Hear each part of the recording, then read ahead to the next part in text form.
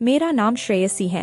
रक्षाबंधन का दिन था। उत्तम के बंगले के सामने वाले बंगले में मासूम छोटी गोलमटोल श्रेयसी रहती थी। उसकी उससे हल्की फुल्की जान पहचान थी। कभी कभी दोनों में हाय बाय होती रहती थी। उसे हमेशा आंगन में अकेले ही खेलते देखा। उसके घर में माता पिता के अलावा एक बूढ़ी दादी थी, जबकि उत्तम के घर में भी उसके माता पिता और एक बड़ी बहन भी थी, जिससे वो बहुत प्यार करता था। पर उसकी शादी हो चुकी थी और वो ससुराल से आ जाने वाली थी। उस दिन सुबह जब उत्तम बाहर राखी का तोहफा लेने निकला तो श्रेयसी को किसी का इंतजार करते पाया। वो जरा जल्दी में था, इसलिए चला गया। वो अपनी बहन के लिए तोहफा लेकर वापस 2 घंटे के बाद लौटा, तब भी उसने उसे आंगन में ही खड़ा पाया। वो सोच रहा था कि उससे पूछे, पर इससे पहले कि वो कुछ पूछ पाता उसे अपनी माँ का फोन आया। उसने मोबाइल जेब से निकालकर बात करते करते घर के अंदर चला गया।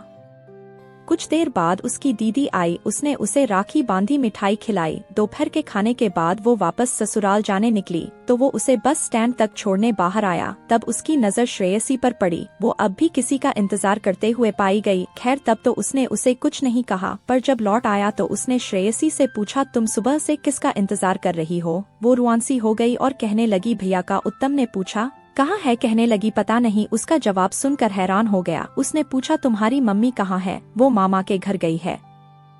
और पापा कहाँ? वो बोली, बुआ के घर। ये सुनकर उसे बड़ा अजीब लगा। अकेली बच्ची को घर में छोड़कर कैसे उसके माँ बाप कैसे जा सकते हैं? उसने फिर पूछा, तुम अकेली हो घर में? उसने कहा, नहीं, मेरी दादी है, बहुत कमजोर है, चल फिर नहीं सकती। ये सुनकर वह और भी हैरान हो गया। उसने सोचा, अब बच्ची से बात करने में कोई मतलब नहीं। उसने पूछा, मुझे अपनी दादी से मिलाओगी? श्रेयसी ने कहा हाँ, और वो दादी के कमरे में ले गई। यहाँ उसकी दादी बिस्तर पर थी। उसने मेरा हाथ थाम कर जोर से चिल्लाते हुए कहा, दादी दादी देखो, भैया आए हैं। ये सुनकर दादी भी चौंक गई। दादी ने पूछा, तुम कौन हो? बेटा, तुम्हें मैं आज ही देख रही हूँ। उत्तम ने सोचा कि अपना परिचय दे और उसने अपना परिचय दिया। तब दादी ने कहा, देख न बेटा, ये बच्ची सुबह से भूखी प्यासी अपने भैया का इंतजार कर रही है। इसे बहुत समझाया पर मान नहीं रही है। जो नहीं है उसका इंतजार कर रही है।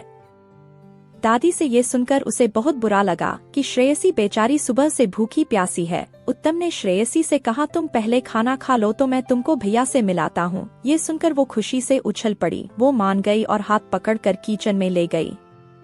उत्तम ने देखा गैस के स्टोव पर खाना था। उसने सब गर्म किया दादी और श्रेयसी के लिए और प्लेट में निकालकर दोनों दादी के कमरे में आए। उसने दोनों को खाना खिलाया। खाना होने पर श्रेयसी ने कहा, अब जल्दी से मिलाओ भैया से, मुझे राखी बांधनी है। कहकर अपनी फ्रॉक की जेब में हाथ डालकर उसने एक सुंदर सी राखी निकाली। कहाँ देखो, मैं कब से लेकर खड़ी थी, भैया नहीं आया, बुला दो न उसे। उसकी मासूम बातें सुनकर उत्तम का मन पिघल गया और उसने कहा, ठीक है, तुम कुछ देर के लिए अपनी आंखें बंद कर लो। उत्तम की बात उसने झट से मान ली और आंखें भी बंद कर ली। उत्तम ने उसे गोदी में उठाकर शीशे के सामने खड़ा होकर कहा, अब तुम जिसकी गोदी में होगी वो तुम्हारा भाई होगा। तुम्हें आंखें खोलूं? उत्तम के कहते ही उसने आंखें खोली। उसने चौंक कर पूछा, तुम हमारे भाई हो? उसने कहा, हाँ, तुम मेरी गोदी में हो तो भाई ही हुआ न गुड्डी अपने लिए। उससे गुड्डी सुनकर उसे अच्छा लगा। वो खुश हो गई और उसने पूछा, तो मैं तुम्हें राखी बांध सकती हूँ? उत्तम ने कहा, हाँ हाँ, क्यों नहीं, कहकर उसने झट से अपना हाथ आगे बढ़ाया। श्रेयसी ने उसकी कलाई पर अपनी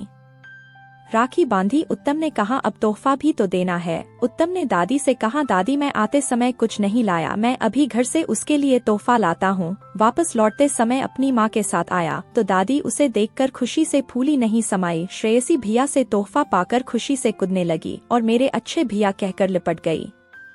दोस्तों, उम्मीद करती हूँ आपको हमारी कहानी पसंद आई होगी। कहानी पसंद आई है तो वीडियो को लाइक करें और चैनल पर नए हैं तो चैनल को सब्सक्राइब करें और नोटिफिकेशन बेल को जरूर दबाएं ताकि अगली अपडेट सबसे पहले आपको मिले।